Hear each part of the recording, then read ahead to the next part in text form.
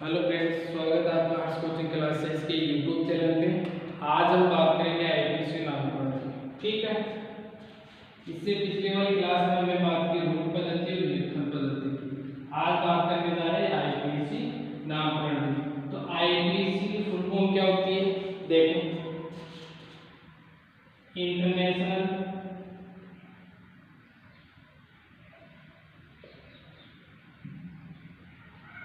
International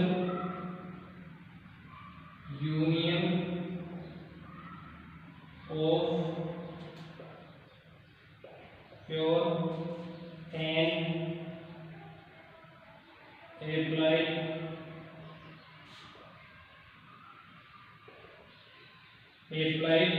chemistry क्या होती है? International union of pure and applied chemistry. अब इसकी बेसिक बात करें तो आईपीसी सिस्टम के अंदर क्या होता है कि ऑल और जो भी कार्बनिक कंपाउंड्स होते हैं ना, उसका नामकरण किया जाता है। तो क्या बोले कि सभी कार्बनिक यौगिकों का नामकरण किया जाता है। ठीक है, जैसे बात करें पहले नंबर पे एल्केन की, ठीक है, दूसरे नंबर पे बात करें एल्कीन की। पहले नंबर पे एल्केन, दूसरे नंबर पे एल्कीन और तीसरे नंबर पे एल्केन। ठीक है, इनका नामकरण किसके आधार पे किया जाता है? आईपीसी सिस्टम के आधार पे किया जाता है। ठीक है, अब बात करें कि हाइड्रोकार्बन के नामकरण में, इसके नामकरण में हाइड्रोकार्बन का मतलब, ठीक है, हाइड्रोकार्बन के नामकरण में कार्बनिक यौगिक के, हाइड्रोकार्बन के नामकरण में कार्बनिक यौगिकों के अणु में उपस्थित, किसके? कार्बनिक यौगिक के अणुओं में उपस्थित कार्बन की संख्या के आधार पर, कार्बन की संख्या के आधार पर इसका क्या लिखा जाता है? पूर्व लगन लिखा जाता है। पूर्व लगन लिखा जाता है।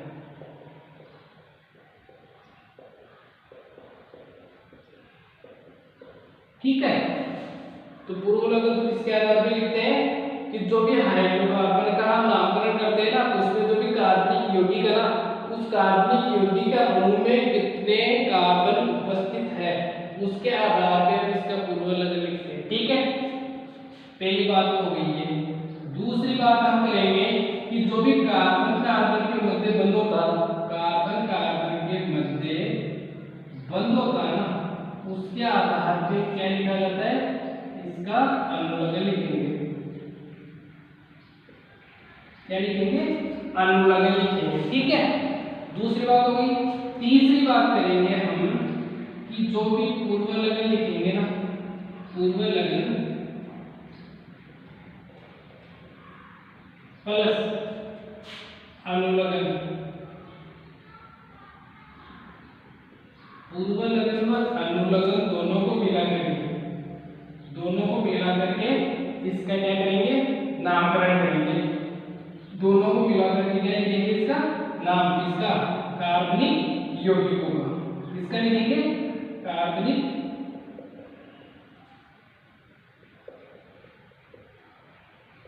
यौगिकों। ठीक है, अब आगे बात करते हैं कि पूर्व लगन और अनुलग्न क्या होता है। ठीक है, तो इसको आप वैसे नोट करने की जरूरत नहीं है। तो अब हम लिखेंगे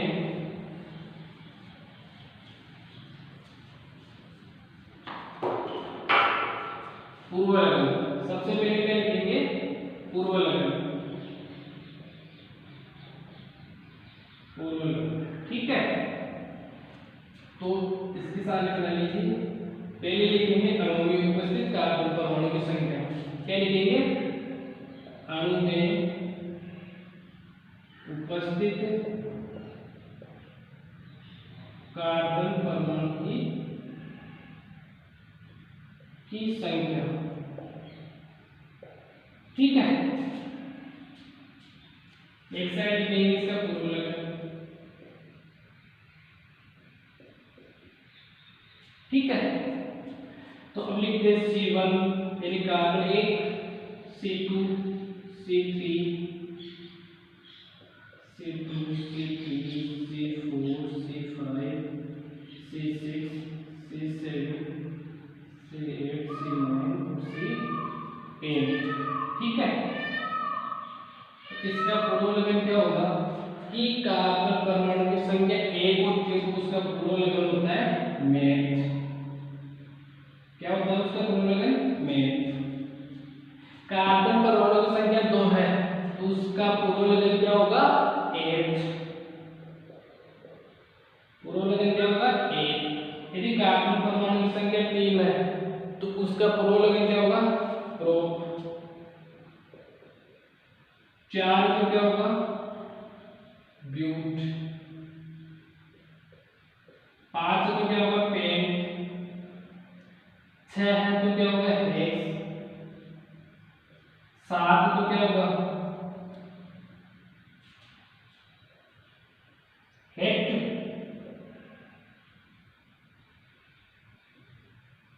8 तो क्या होगा? ऑक्टेट। 9 है तो क्या होगा? नॉन। और 10 है तो क्या होगा? डेक। और भी इससे आगे पर हमारे तो जो 10 क्लास का सिलेबस है ना उस लेवल तक की बात करें तो कार्बन 10 तक की बात करते हैं, ठीक है। तो यह तो हो गया पूर्व लगन की बात। ये किसकी बात होगी? पूर्व लगन की। कि कार्बनिक यौगिकों में कार्बन परमाणु की संख्या 1 है तो उसमें पूर्व लगन यूज करेंगे मेथ। यदि कार्बन परमाणु की संख्या 5 है तो उसमें पूर्व लगन यूज करेंगे ब्यूट, ठीक है। अब बात करते हैं अनुलग्न की। किसकी बात करेंगे? अनुलग्न की। अनुलग्न, ठीक है। अनुलग्न कैसे लिखते हैं देखो, मैंने भी 3 चीजें बताई। पहले नंबर पे तो हमने बताया एल्केन।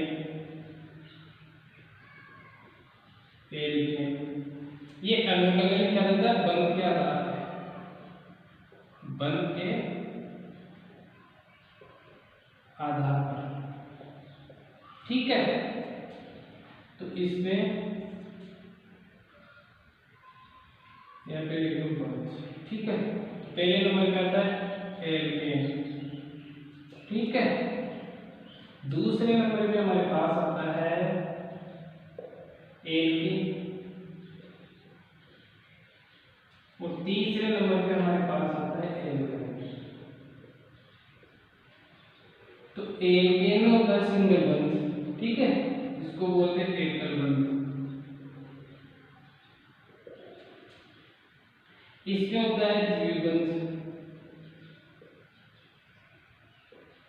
और इसमें होता है त्रिबंध, ठीक है। तो इसका अनुलग्न लिखेंगे, जिसमें सिंगल बॉन्ड है उसका अनुलग्न होगा एल, ठीक है। जिसमें द्विबंध यानी 2 बंध है किसके मध्य? कार्बन कार्बन के मध्य। इसके मध्य कार्बन कार्बन के मध्य यदि सिंगल बॉन्ड है तो उसमें एल लिखेंगे अनुलग्न, ठीक है। और जिसमें द्विबंध है तो उसमें लिखेंगे एल, ठीक है। और यदि जिसमें त्रिबंध हो उसमें लिखेंगे आयन। ये तो पता है कैसे लिखेंगे कि जैसे कार्बन कार्बन के मध्य सिंगल बॉन्ड है, ठीक है, तो उसमें अनुलग्न आएगा एन।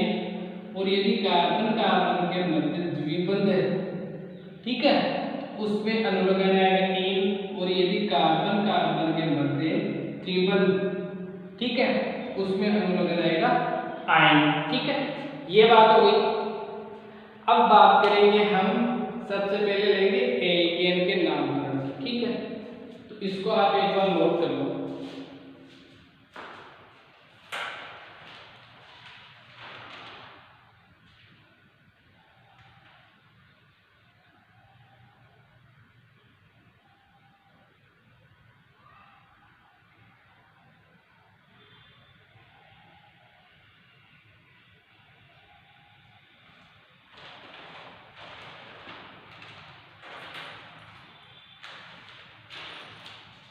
ठीक है, बता लिया।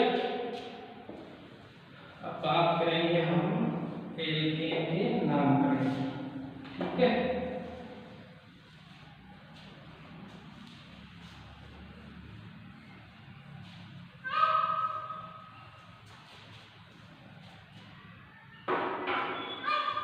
हेडिंग डालो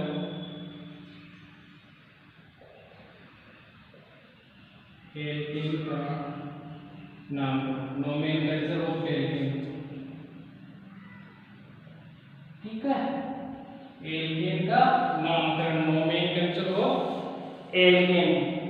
सबसे पहले बात करेंगे इसके सूत्र की कि एल्केन का सूत्र क्या होता है, ठीक है। तो इसका सामान्य सूत्र होता है, मान्य सूत्र होता है इसका CnH2n+2, ठीक है। दूसरी बात करें कि इसको संतृप्त या पैराफिन्स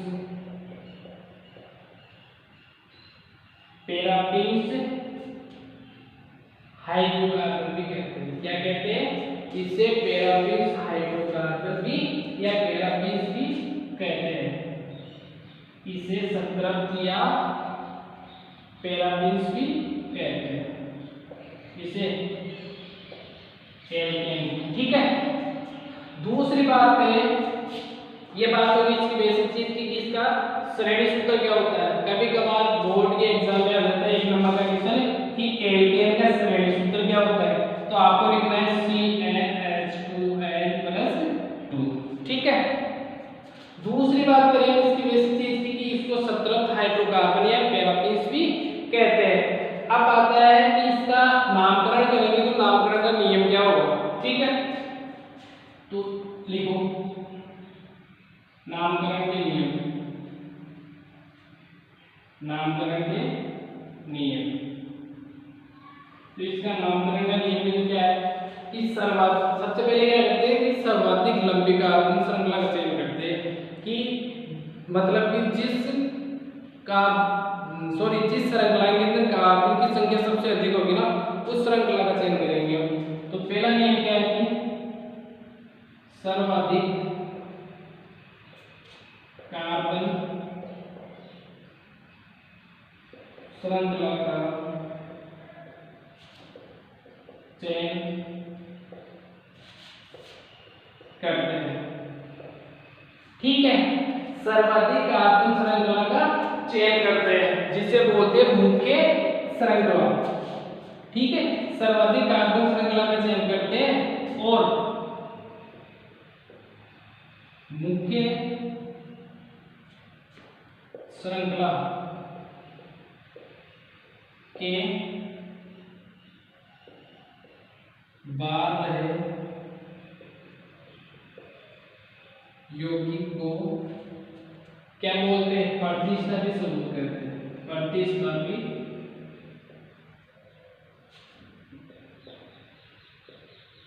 समूह कहते हैं। पहला नियम क्या है, सबसे पहले क्या करेंगे, सर्वाधिक लंबी या सर्वाधिक कार्बन श्रृंखला यानी सर्वाधिक लंबी कार्बन श्रृंखला का चयन करेंगे, ठीक है।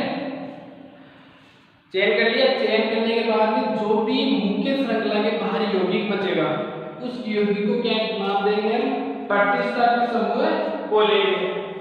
दूसरा नियम है कि यदि 2 या 2 से अधिक समान लंबाई की कार्बन श्रृंखला होती है हमारे पास, तो किसका चयन करेंगे कि जिसमें प्रतिस्थापी समूह की संख्या अधिक है उस श्रृंखला का चयन करेंगे। तो दूसरा नियम क्या है कि समान लंबाई की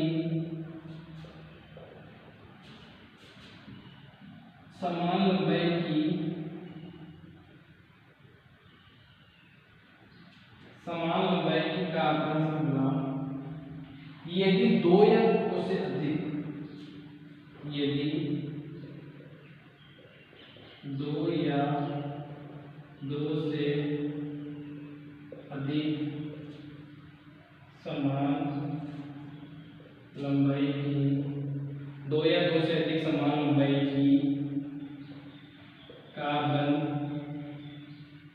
श्रृंखला हो तो अधिक प्रतिस्थापित युक्त श्रृंखला का चयन करते हैं। दूसरा नियम क्या है कि यदि दो या दो से अधिक समान लंबाई की कार्बन श्रृंखला हमारे पास क्या है कि दो या दो से अधिक समान लंबाई की कार्बन श्रृंखला उपस्थित है हमारे पास, तो उसमें से कौन सी कार्बन श्रृंखला का नामकरण करेंगे? कौन सी श्रृंखला का करेंगे जिसमें प्रतिस्थापित समूह की संख्या अधिक होती है। तीसरा है नाम लिखते समय प्रतिस्थापियों का नाम सबसे पहले लिखते हैं। क्या करते हैं कि जो भी श्रृंखला का नामकरण करते हैं ना, श्रृंखला का नामकरण में सबसे पहले प्रतिस्थापी को नाम लिखा जाता है। तो तीसरा नियम क्या है कि नामकरण में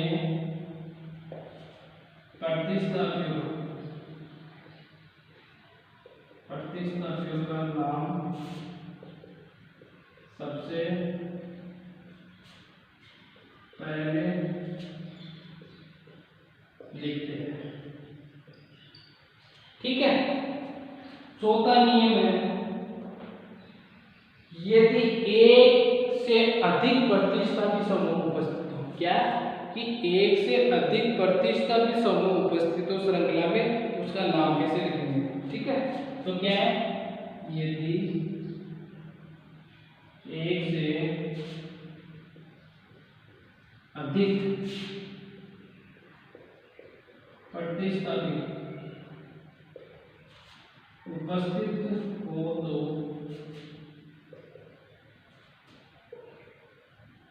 निम्नानुसार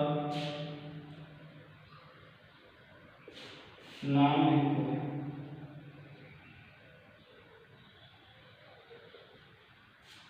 देखो कैसे लिखेंगे, इसमें बता देता हूँ मैं आपको। जैसे एक प्रतिस्थापित समूह है, ठीक है, एक प्रतिस्थापित समूह तो उसमें लिखेंगे मोनो। यदि दो प्रतिस्थापित समूह है तो उसमें लिखेंगे डाई। तीन है उसमें लिखेंगे ट्राई। ठीक है। यदि चार प्रतिस्थापित समूह है तो उसमें लिखेंगे टेट्रा। ठीक है। यदि पांच प्रतिस्थापित समूह तो उसमें लिखेंगे पेंटा। ठीक है। यदि छह है तो उसमें लिखेंगे ब्यूटा, और सात तो उसमें लिखेंगे सात तो उसमें लिखेंगे हेप्टा। ठीक है। तो ऐसे इसका नामकरण करेंगे।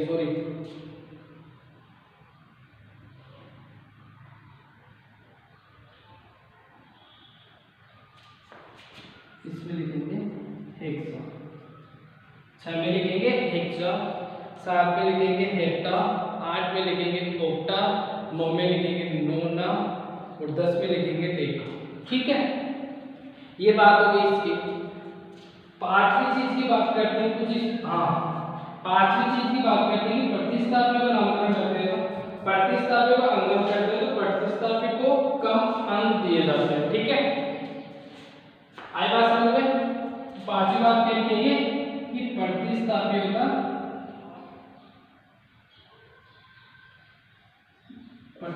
का अंकन। ठीक है। तो प्रतिस्थापी को सबसे कम अंक दिए जाते हैं। प्रतिस्थापी को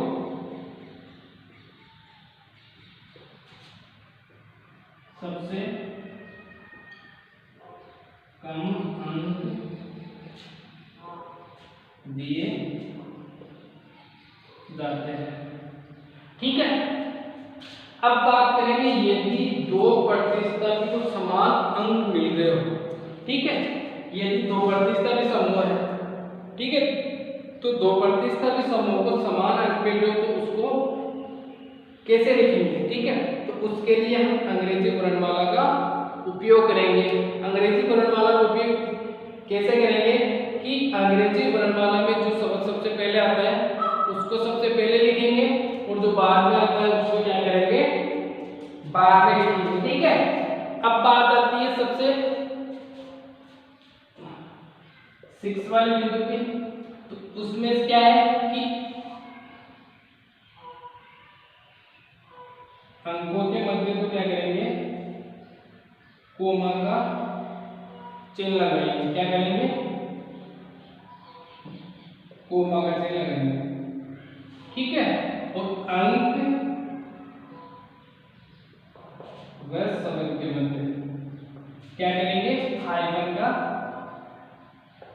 चिन्ह लगाएंगे ऐसे।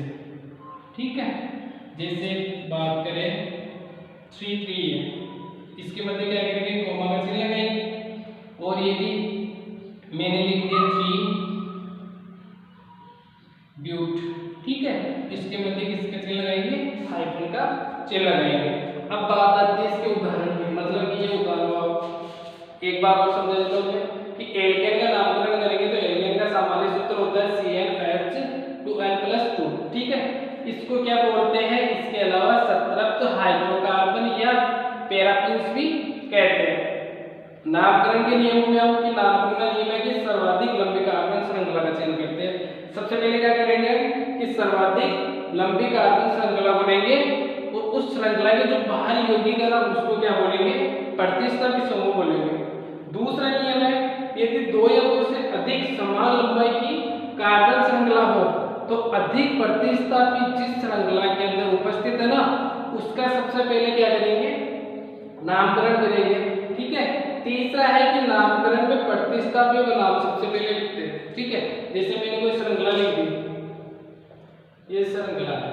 ठीक है, ये श्रृंखला है, इस पे जो भी प्रतिस्थापी है ना तो सबसे पहले तो प्रतिस्थापी का नाम लिखेंगे और इस श्रृंखला का नाम लिखेंगे। ठीक है, चौथा पॉइंट है यदि एक से अधिक प्रतिस्थापी समूह उपस्थित हो, यदि इसके अंदर एक से अधिक प्रतिस्थापी समूह उपस्थित होते हैं तो नामकरण किस अनुसार करेंगे, अंग्रेजी वर्णमाला के अनुसार करेंगे। अंग्रेजी वर्णमाला के अनुसार कैसे करेंगे कि अंग्रेजी वर्णमाला में सबसे पहले जो शब्द आता है ना उसको पहले लिखेंगे और बाद वाले शब्द को बाद में लिखेंगे।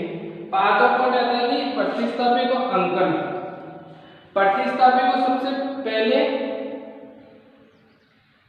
लिखा जाता है, यानी प्रतिस्थापी को सबसे कम अंक दिए जाते हैं।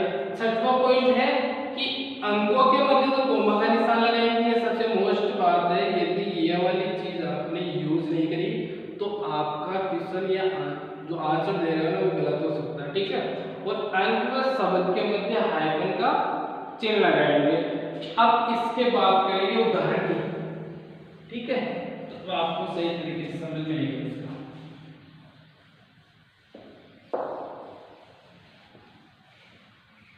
सभी को साथ के साथ नोट्स बनाने जिससे कि दोबारा इस चीज को आप पढ़ो तो आसानी से समझ में आ सके। ठीक है, और जो भी चीज समझ में नहीं आ रही है तो वीडियो के कमेंट बॉक्स में कमेंट करके हमारे को बता सकते हो या व्हाट्सएप नंबर है तो आपको बता सकते हो।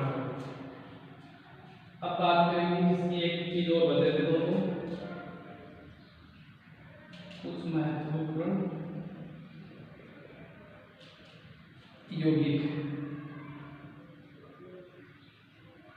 ठीक है, जैसे Cl क्लोरीन बोलते हैं, इसमें इसको क्या लिखेंगे, क्लोरो। ठीक है, Br क्रोमीन बोलते हैं, इसको क्रोमो लिखेंगे। ठीक है, जैसे I को आयोडीन बोलते हैं, इसको आयोडो लिखेंगे। क्या लिखेंगे,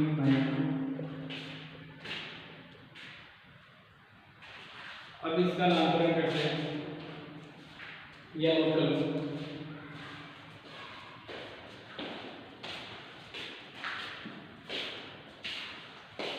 ठीक है,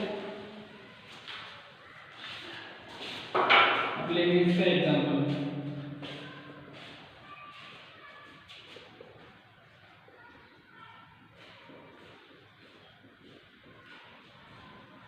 अब इसका नामकरण करना है, इसका नामकरण कैसे करेंगे देखो। सबसे पहले बात आती है कि जो इसमें मैंने 3 क्यों नहीं लिखा, इसमें 2 क्यों लिखा है?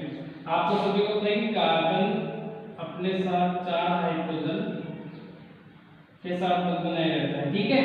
तो ये 3 हाइड्रोजन है और ये वाला बंध 4 कार्बन हो गए, हाइड्रोजन हो गए इसके साथ, ठीक है। इसमें 2 हाइड्रोजन कार्बन ले रखा है और 2 अपने साथ जो बंध उसको दे रखा है, ठीक है। तो इसमें भी हाइड्रोजन परमाणु की संख्या कितनी होगी? 4 होगी, ऐसे इसमें और ऐसे इसमें, ठीक है। ये बात क्लियर है। अब इसका नामकरण करेंगे CH3 CH2 CH2 और CH3, ठीक है। कितने कार्बन है इसमें? 1 2 3 4। 4 नंबर पे क्या था? ब्यूट। तो ये क्या हो गया? इसका पूर्व लगन, ठीक है। अनुलग्न क्या लिखेंगे इसमें? सिंगल बॉन्ड में क्या था? एल्केन। एल्केन में अनुलग्न क्या होगा? एन, ठीक है। तो सबसे पहले क्या लिखेंगे? इसका पूर्व लगन, तो ब्यूट, और प्लस में क्या लिखेंगे? एन। तो ये क्या हो गया? ब्यूटेन। दूसरे एग्जांपल की बात करते हैं।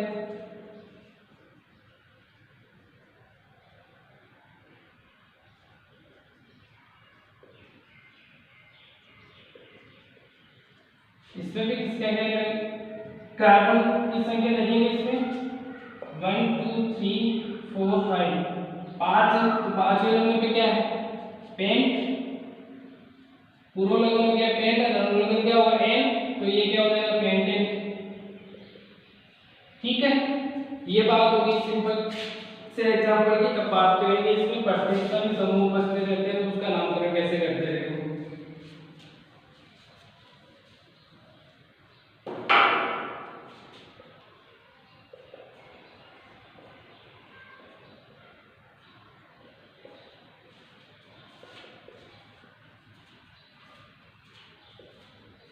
इसका नामकरण कैसे करेंगे? सबसे पहले इसकी नंबरिंग कैसे करेंगे? पहले मैं इसमें बताया था मैंने कि जिस तरफ से प्रतिस्थापी समूह को नंबर कम मिलते हैं उस तरफ से इसकी नंबरिंग करेंगे। तो ये हो गया इसके प्रतिस्थापी समूह, ठीक है। कितने कार्बन होंगे श्रृंखला में? 1 2 3 4 5। तो इसकी नंबरिंग कैसे करेंगे? इधर से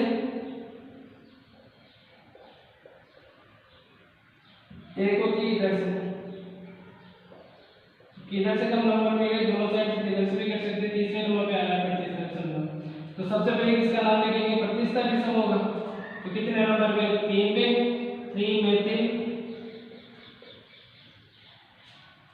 कितने कार्बन? 5 methyl paint.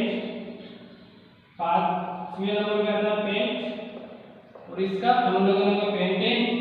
तो ये हो गया पेंटेन, 3 मेथिल पेंटेन। इसको नोट कर लो।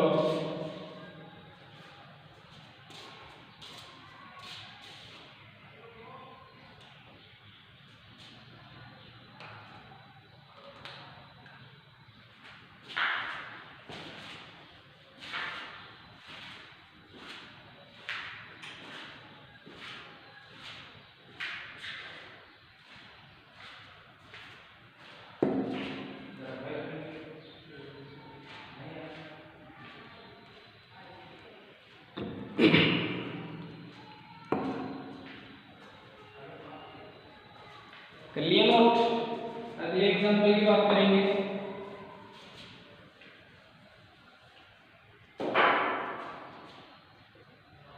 CH3 CH2 CH2 CH।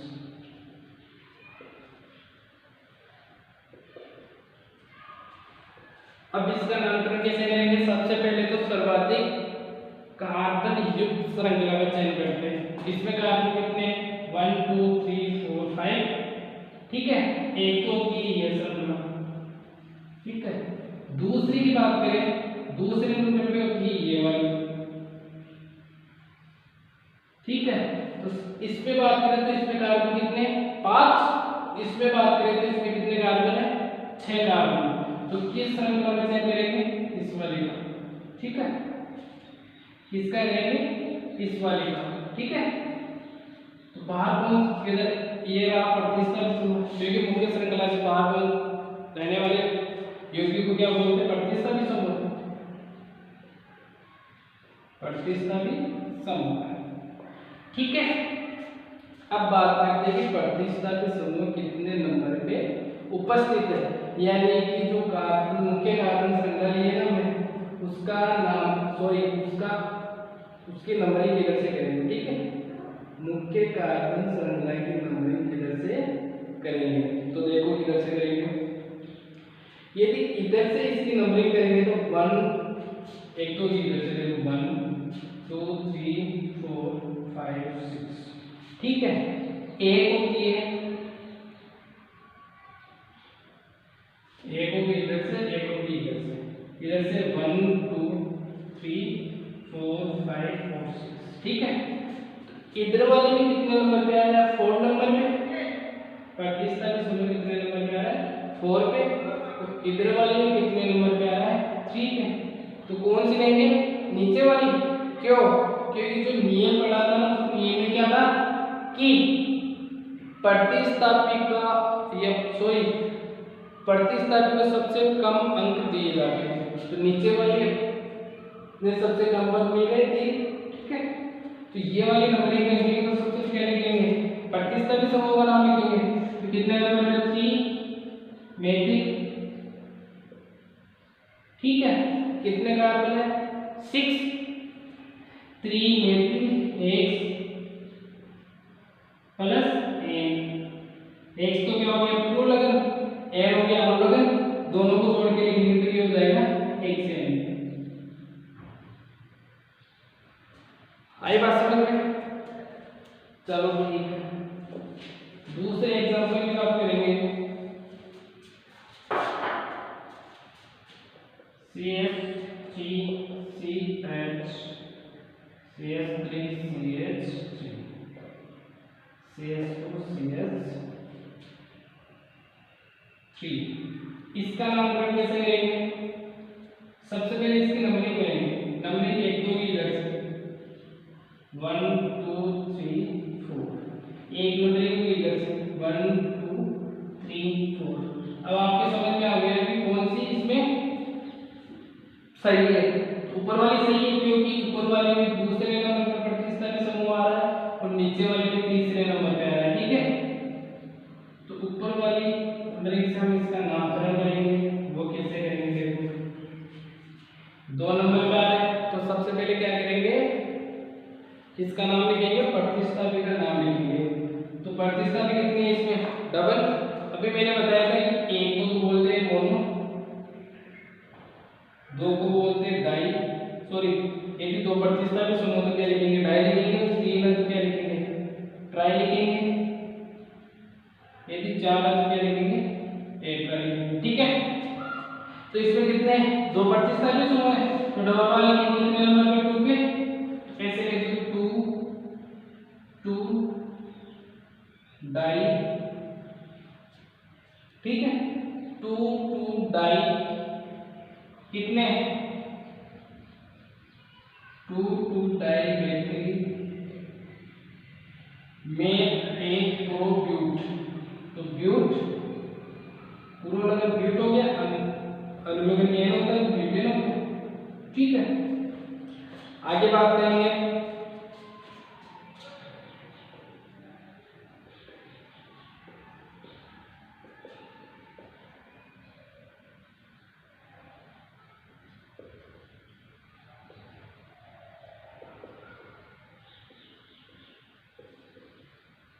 इसका नामकरण कर लेंगे। सबसे पहले क्या देखेंगे? मुख्य कार्बन श्रृंखला चयन करेंगे जिसमें सबसे ज्यादा कार्बन परमाणु उपस्थित हो। एक तो होती है 1 2 3 4 5 6 7, इसमें तो 7 कार्बन, इसमें देखते हैं 1 2 3 4 5 6 7, ठीक है। इसमें देखते हैं 1 2 3 4 5 6 7, ठीक है। तीनों में कितने कार्बन है? 7 7 कार्बन, ठीक है। तो तीनों श्रृंखलाएं क्या है? समान है, कार्बन परमाणु की संख्या इसमें समान है। दूसरी, अब किस कार्बन श्रृंखला को लेंगे? उसको लेंगे कि जिस कार्बन श्रृंखला में सबसे अधिक प्रतिस्थापित समूह उपस्थित हो। ठीक है, तो देखो यदि इसको लेंगे तो इसमें कितने प्रतिस्थापित समूह है? 3। इसको लेंगे तो इसमें भी 3 है, और इसको लेंगे तो इसमें भी 3 है। तो आपकी इच्छा अनुसार कोई सी भी श्रृंखला इसमें ले सकते हो। तो हम सीधी वाले लेते हैं। अब इसका आंसर किस तरफ से करेंगे? 1 2 3 4 में ये 4 नंबर पे आ रहा है, इधर से भी कितने नंबर पे आ रहा है? 4 नंबर पे आ रहा है। तो किधर से भी कर लो इसका 1 2 3 4 5 6 और 7। ठीक है, ये वाला रहेगा हमारे प्रतिस्थापित समूह।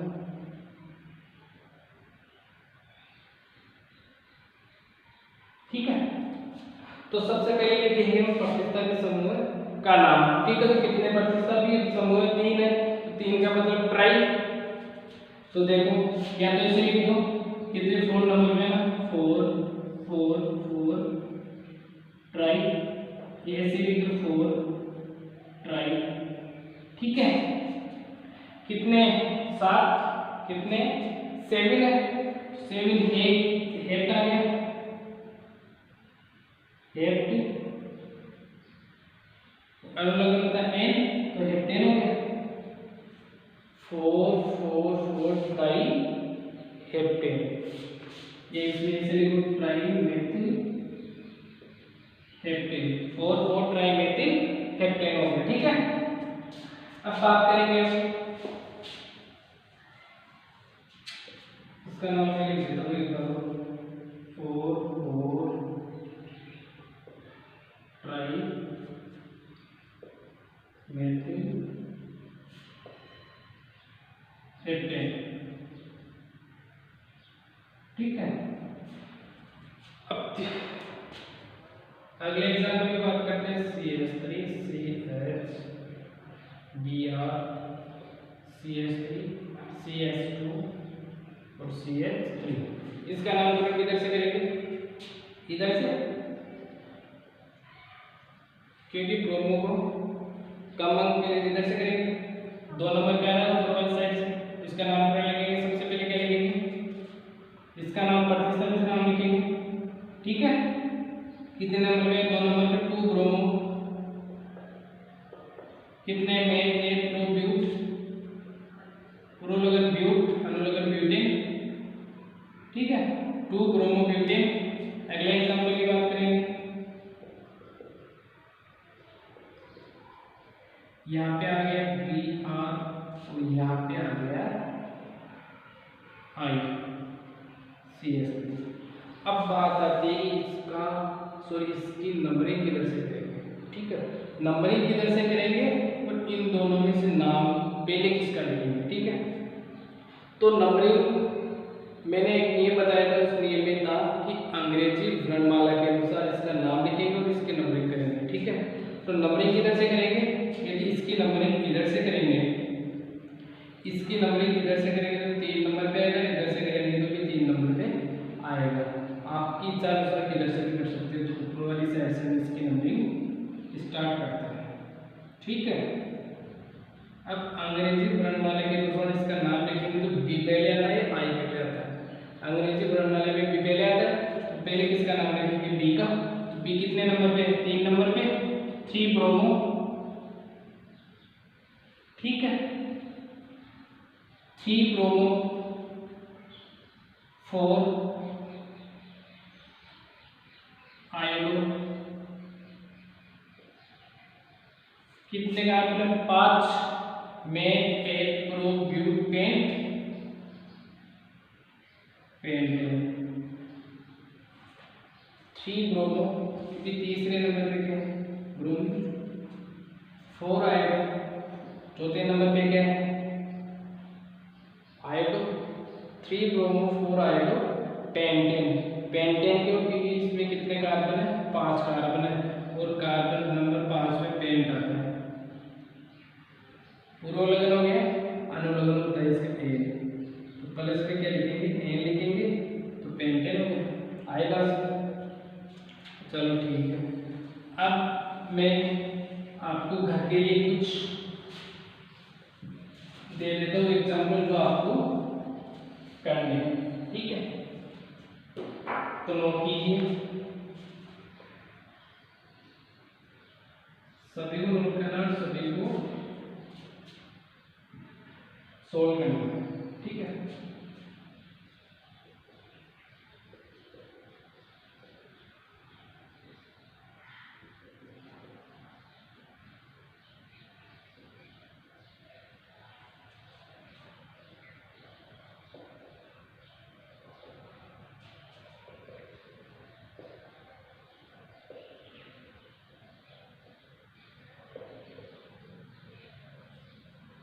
सिंपल से ज़्यादा हार्ड नहीं,